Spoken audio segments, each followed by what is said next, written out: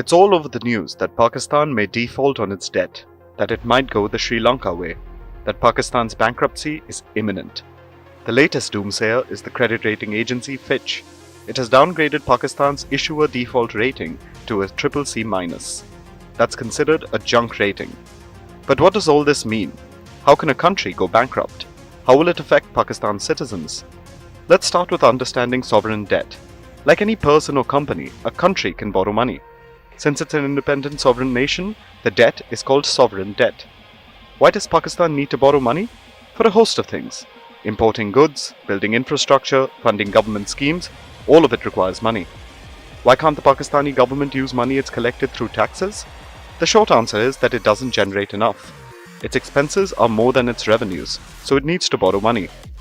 So who does Pakistan borrow from? There are various sources for the funds.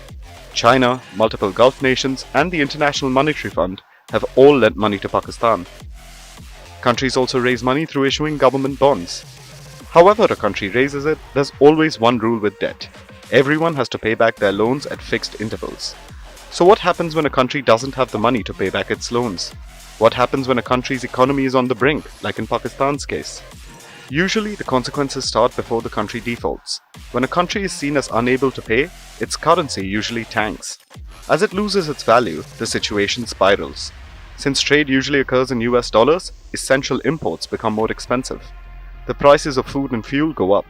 This extra cost is passed on to citizens who face staggering inflation, something that's already happening in Pakistan. Since the government in crisis faces higher bills, it usually restricts imports. That's happening in Pakistan. The country's forex reserves aren't even enough to cover a month's worth of imports. Import restrictions translate to shortages. That's what happened in Sri Lanka, where people waited in long lines to get a bare minimum amount of petrol. Expensive food means many people are forced to go hungry. Imported medicines become scarce and the people suffer. For the country, additional funding becomes hard to come by. After all, why would anyone lend to a country likely to default? More hoops need to be jumped through to secure funding. Case in point, Pakistan and the IMF. The IMF has conditions that need to be met before it sends money. They want concrete steps taken, like raising taxes and cutting subsidies. Steps to fix the economy. These can be good for the economy, but increase the hardships of the common people. Austerity measures can be deeply unpopular and lead to citizens voting out the government in power. But to not do anything also invites public ire. People can take to the streets to demand regime change. The Sri Lanka protests are a recent example. Basically, the government is caught between a rock and a hard place. And no matter what, the people will suffer. Now let's look at what happens when a country goes bankrupt and can't pay its dues. This is called a sovereign default. First, this affects the country's reputation. All future loans will likely be more expensive. After all, the risks are high. And more loans will definitely be required. Defaults are the result of an economic crisis. The country needs to spend money to get out of its mess. It will need to borrow this money. The question then becomes, who will lend to it? Remember, previous lenders have already faced losses. Defaulting countries usually try and restructure the debt, which means partial repayments.